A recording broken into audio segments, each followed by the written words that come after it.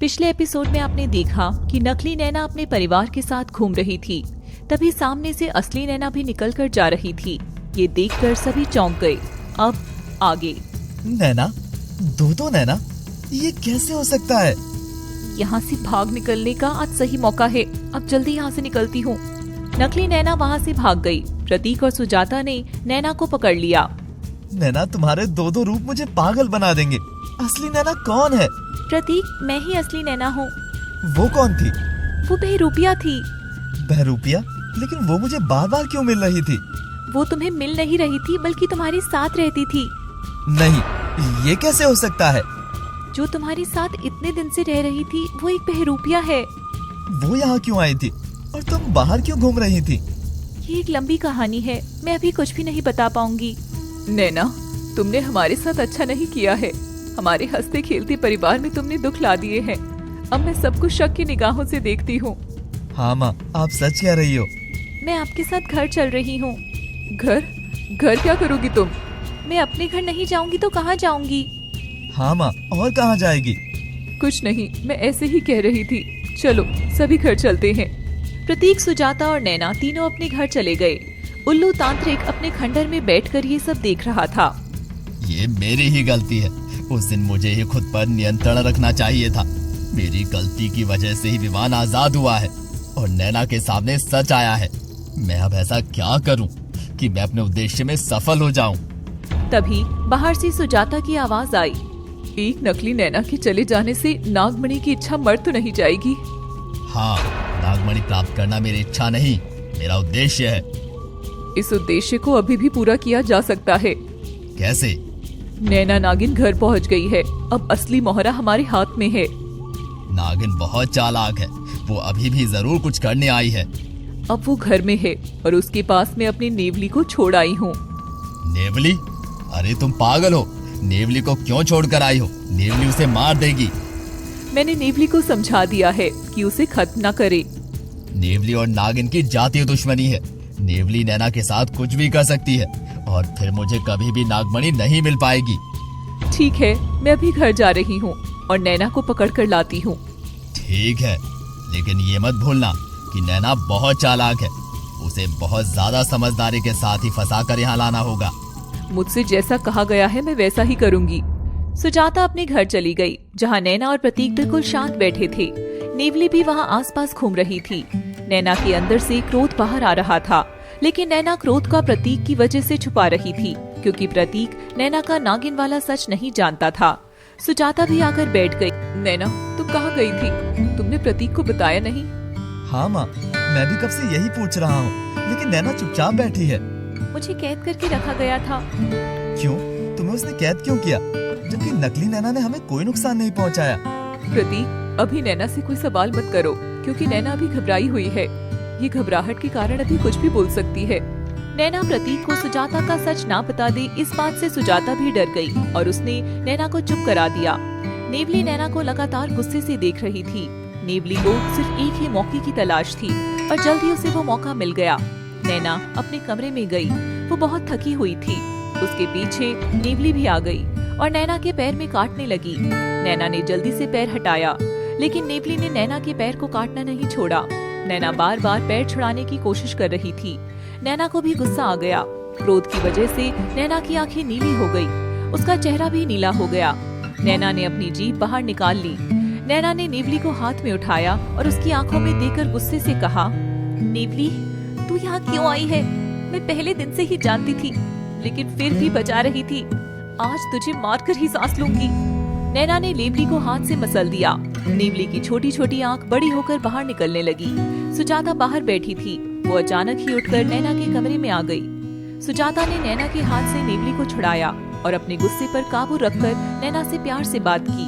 नैना, अब तुम भी इतना गुस्सा दिखाओगी क्या?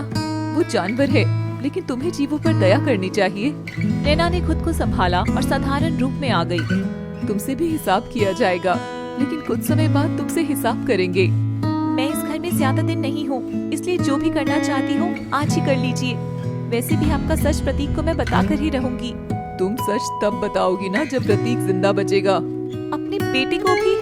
प्रतीक मेरा बेटा नहीं है। ये सुनकर नैना के होश उड़ गए। सुजाता तेज तेज हंसने लगी। क्यों, सुनकर बुरा लगा? मैं पहले से जानती थी कि तू काली नागिन यहाँ प्रतीक को मारने आई है, लेकिन एक निश्चित किए गए समय पर ही मैं प्रतीक को मारना चाहती थी, लेकिन तुमने आकर मेरा काम आसान कर दिया। नैना यह सच जानकर कुछ भी बोलने की स्थिति में नहीं थी। उसे पछतावा हो रहा था कि वो निर्दोष प्रतीक को मार देती। हे भगवान, इसका मतलब प्रतीक निर्दोष है? मुझसे क्या गलत होने वाला था? सुजाता ने प्रतीक के साथ भी कुछ गलत किया है जो उस भोले भाले को पता नहीं है। अब प्रतीक को बचाना भी मेरी जिम्मेदारी है। सुजाता बिना कुछ कहे वहाँ से चली गई। नैना बिना कुछ बोले प्रतीक के पास जाकर बैठ गई। वो बार बार खुद को कोस रही थी। उसे गुस्सा आ रहा था। नैना, अगर तुम कुछ बताना नहीं चाहती हो तो रहने दो। मुझे भी तुमसे कुछ नहीं जानना है। मैं वैसे भी तुमसे कुछ बताना नहीं चाहती हूँ, लेकिन तुमको उस डायन सुजाता से बचाना मुश्किल होगा। प्रतीक, मैं तुमको सच बताना चाहती हूँ।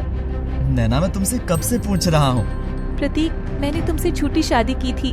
अभी मैं इतना ही बता पाऊंगी कि तुम्हारी जान को खतरा है, लेकिन मैं झूठी शादी के फर्ज को भी निभाऊंगी।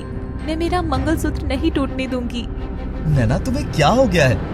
आज तुम कैसी बातें कर रही हो? तुम मुझसे झूठी शादी क्यों करोगी और मेरी जान को खतरा क्यों है? मैं सबसे अच्छे से बात करता हूँ, मेरा कोई भी दुश्मन नहीं है। प्रतीक, तुम अभी बहुत भोले हो, तुम्हें कुछ समझ नहीं आएगा, लेकिन मेरा विश्वास करो और जैसा मैं बोलूंगी वैसा ही करो। मैं तुम्हें कुछ नहीं होने दूंगी। तुम बेवजह ही घबरा रही हो, ऐसा कुछ नहीं है। उस बहरूपे नागिन को देखकर तुम बहुत डर गई हो। वो सच में नागिन थी। ठीक है, मैं तुम्हारी बात मान रहा हूँ, लेकिन तुम भी घर में रहो। शायद तुम्हें डॉक्टर की जरूरत है। मैं डॉक्टर को बुला कर ला रहा हूँ। नहीं, तुम पागल हो गए हो क्या? मैं बिल्कुल ठीक हूँ। तुम अंदर से डरी हुई हो और डर में कुछ भी बोल रही हो। तुम अभी आराम करो, ज्यादा मत सोचो। मैं बिल्कुल ठीक हूँ। प्रतीक ने नैना की बात पर यकीन नहीं किया। नैना चुपचाप बैठ गई। दूसरी तरफ उल्लू बहुत क्रोध में था। उसने और सुजाता ने मिलकर नकली नागिन नैना को बुला लिया। नकली नागिन नैना, तुम मेरा छोटा सा काम नहीं कर पाई हो। असली नैना के सामने से तुम मैदान छोड़कर भाग गई। इसकी सजा भी तुम्हें मिलकर रहेगी। जैसे मैंने तुम्हें बनाया था, ऐसे ही आज इसी आग में तुम्हें भस्म कर दूंगा। नैना इसके कब्जे में कई बार आई थी, लेकिन इसने एक बार भी उसे नुकसान नहीं पहुंचाया। मैंने इसे नैना को कैद करने ही भेजा था, लेकिन इसने नैना को कैद नहीं किया और खुद वहाँ से आजाद हो गई।